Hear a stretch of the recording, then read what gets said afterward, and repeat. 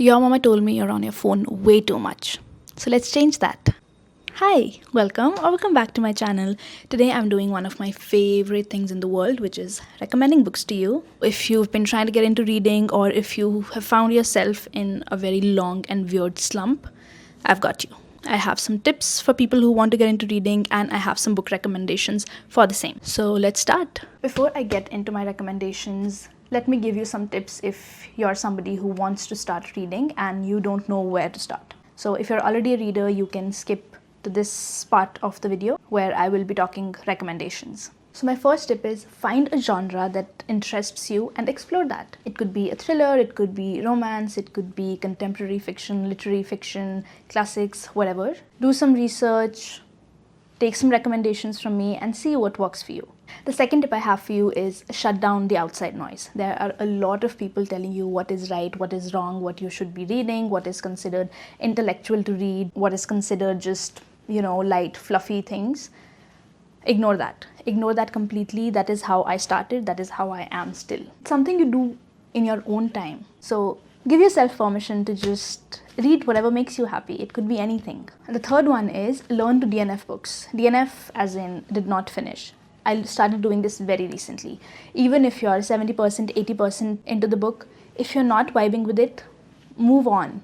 Life is too short to be reading bad books. Doesn't matter. The fourth one is carry a book with you everywhere. If you've started reading a book, just keep it in your bag, just in case. You might have some time to read. So instead of going on your phone, you might just pick a book and have fun with that. The fifth one is replace doom scrolling with reading before you go to bed.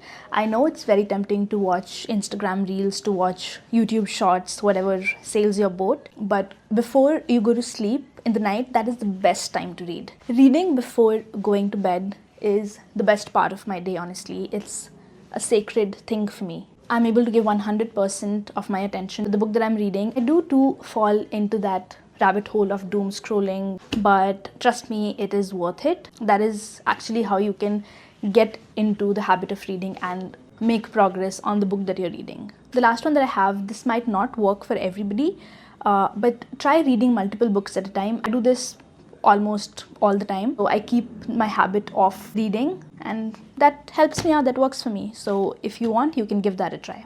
Now for the actual recommendations, let's start.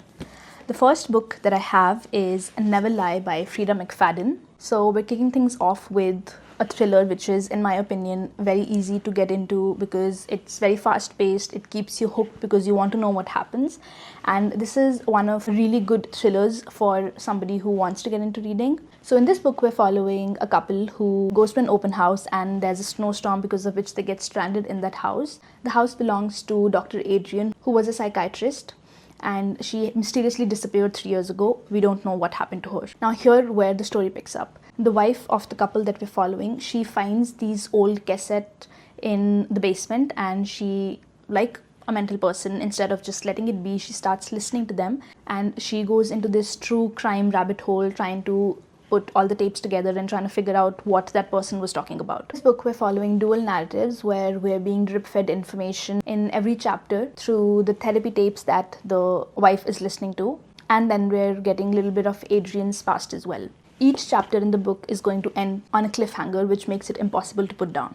It's a quick, easy to read, fun page turner that will keep you going, and the twist at the end, I was not expecting that. So I would definitely recommend this if you want to start reading thrillers. If you think that is your vibe, definitely recommend Never Lie. You can also check other books by Frida McFadden. All of them are pretty much very easy to read, very engaging, fast-paced. So that's the first book. Now, the second book is one book that everybody on Bookstagram, BookTube, BookTok, whatever, the whole book community has read it, and the hype for that book has still not died down. And that book is The Seven Husbands of Evelyn Hugo. So Evelyn Hugo is a glamorous movie star from the 1970s, 1980s. Now, in the book, she has reached her 70s. She is this enigma, nobody really knows about her. So one fine day, she decides to tell her story to the world, and for that, she calls the media house and she asks for a relatively junior journalist by her name. Why she does that? There's a perfectly good explanation for that. That is what will also keep you hooked. From making her way to Los Angeles in the 1950s, then deciding to leave the show business in the 1980s. Her story is packed with drama. And of course, as the title says, she has 7 husbands as well, and each husband there's a different chapter. You would not expect what's happening. Her story is full of ambition, friendship, love, and though it reads sort of like a reality show, there's so much more than that. This is genuinely one of the books that just stays with you weeks after you finish it. I read this book in 2022. I have not reread it, but I still remember the book very clearly in my head. Go in knowing as little as possible. Just trust the process, trust the writing, trust the author. Third one is Yesteryear. This is a fairly new release. It came out this year. I did a reading vlog as well on this. If you're interested, you can check it out. In this book, we're following Natalie, who is an influencer, and she cosplays as this traditional wife on the internet. She has built her entire identity and her entire livelihood on being this traditional wife from the 80s. And then one day she wakes up and she finds her house to be a little strange. Instead of electricity, there's fire lit in her house. Her children, their clothes look battered and worn. Her soft husband, who used to listen to everything she said, has an opinion. Suddenly he is a farmer now. And then she realizes that she has actually gone back in time and woken up in the 1800s. Is this some sort of reality show that she has been involuntarily made a part of? Is it God's plan? Is it Satan doing this to her? Is it time travel? We don't know. So with Natalie, we're trying to figure out what's going on. And the main character in the book as well, she's written to be extremely unlikable, so no way that you can sympathize with her. The book is dark, it's funny, it makes you question faith, love, spirituality, tradition, and this grand performance of womanhood. The ending of it, I did not expect, and I was really trying to figure out what was going on. I heard talks of this being adapted into a movie as well, so this is your time to pick that up before the movie releases, so you can judge the movie based off of how the book was, and you can say the book was better than the movie. The next book I have is The Wedding People. This book from the title sounds like a fun, breezy rom-com. While it is fun, but it's so much more than that, and that is what makes it so special. This book just has my heart. I love this book. In this book, we're following Phoebe Stone, who finds herself at the end of her wits. She is losing her marriage, she's losing her confidence, her career, her hopes of motherhood.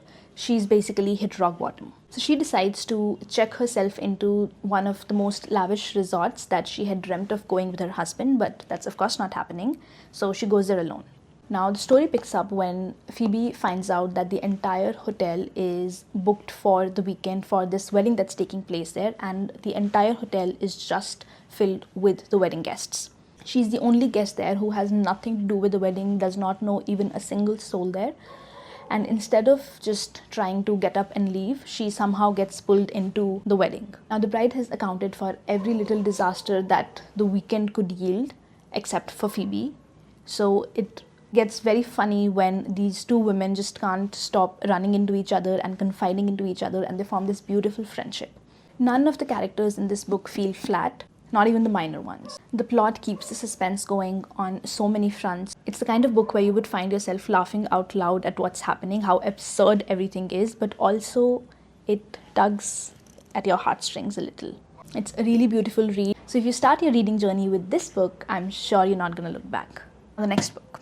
If you want something fun, cozy, cutesy, Nora Goes Off Script is your book. Nora Hamilton is a talented screenwriter who writes for this romance channel.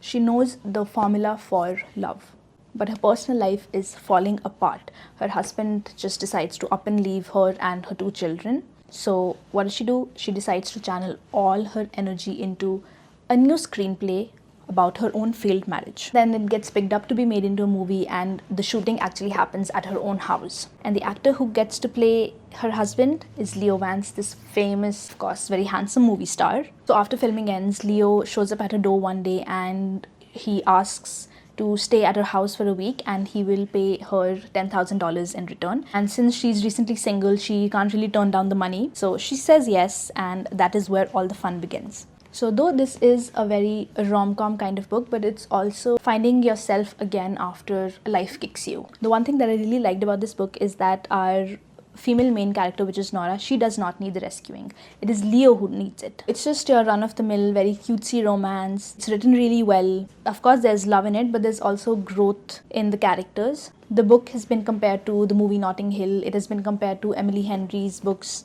if you've heard about them. So if that sounds like your jam, I would definitely recommend this book. Okay, so the next book, we're going to shift genres a bit. If you want to dip your toes in fantasy, Powerless is the book for you. This is a very good book for somebody who wants to start fantasy because the world building is not very hard to follow. The book is very fast paced. It's being compared to Hunger Games. The premise of the book is very interesting. Everybody in this world is born with some powers or ability, and people who are not born with that, they're called the ordinaries. So ordinaries are considered a threat to the society and they're sentenced to death. So our main character in this book, Payden Gray, she is an ordinary, but she has been hiding that fact from everybody because she would be dead if people knew. She gets pulled into these trials where she has to compete with elites, people who have power.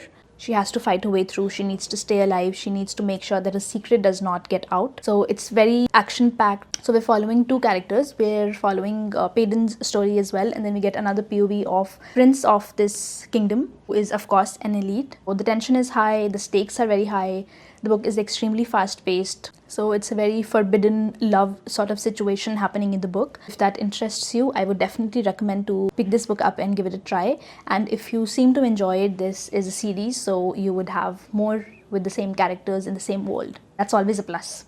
So the next one is Anxious People. Oh, this book. It's so good. This book is something else entirely. This book is something that I would describe as funny, something that can make you cry, something where you would feel relatable. The writing is so good. A middle-aged person, gender unknown, decides to rob a bank one day because they are running out of money and they need to pay their rent. And the money that they're asking for is exactly their 1 month's rent. That's it. Not more than that, not less than that. The robber was recently divorced. They lost their job. It sounds a little tragic, but it gets very chaotic. When they reach the bank and they ask for their robbery money, they find out that the bank is cashless. There's no money. In this state of panic, they decide to take all the hostages to a nearby apartment viewing and they lock them up there. Now you've got this hostage situation with this accidental criminal and these very strange group of people. It's a very character-driven book which uses this hostage situation to just explore humanity and explore how different people are and what is going on in, everybody's life, because we're so focused on in what goes on with us, what is wrong in our life, that it sort of gives you a perspective on life and it shows you a bigger picture. What's done really well in this book is that the writer writes about such heavy things in a very light, non-committal way. The heavy things in this book, they don't really crush you, they sort of lift you up. So it's a very different, interesting kind of book. Though it sounds it's heavy, which it is well at some places, but it's done so well that if you enjoy this book, you would absolutely fall in love with reading. Frederick Backman has to be one of my favorite authors. The last book that I have, which I don't have a copy for, is the Mindfuck series by S.T. Abbey. This is a series of 5 books, and when I say that this is till date one of the best thrillers that I've read, I mean it.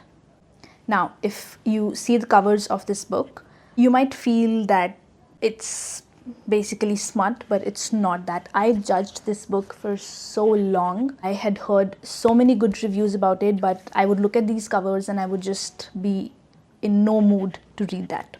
Though it is a romance, it is more of a thriller. It's the most unhinged, addictive series that I've read. It is a 5-book series, but each book is really short. It's almost 120 pages long. That's it. So once you understand the premise, you will immediately get why people read the entire series in one weekend. So here's the setup. We're following this woman, Lana, who is a woman on a mission. 10 years ago, something really terrific happened to her and the people that she loves. She has spent every year since training, planning, and preparing her every move. She is slowly checking off all the people on her list. Now the twist comes when she falls for Logan, who is an FBI detective who, unfortunately for Lana, is also investigating a case of the crimes that she's committing. Our guy Logan thinks that he's dating a normal woman, but he has no idea that she is a serial killer that he has been investigating. The whole series, we get both perspectives and we see Logan get closer and closer to figuring out who the serial killer is, while simultaneously rooting for Lana where he probably shouldn't be. So this cat and mouse situation makes the romance, the whole book, so addictive to read. It is fast paced, it is emotionally charged. Each book ends with a major cliffhanger, and the next book starts exactly where the previous one left off. So you might just finish this in one sitting. Just go in knowing that it's a little bit dark. It deals with trauma, abuse, so read the trigger warnings before you decide to read this one. But if you want something that just grabs you by the collar and doesn't let go, this book is the book for you. These are the books that I had for this video. I hope you enjoyed the video and I hope you have taken something away. If you have some recommendation for somebody who's starting to read, or if somebody's in a slump, put that in the comments. Help each other out. Till then, subscribe to the channel if you haven't already, because what are you doing if not subscribed to my channel? But threads apart, do like, share, comment. That means the world to me, and I will see you in the next one. Bye.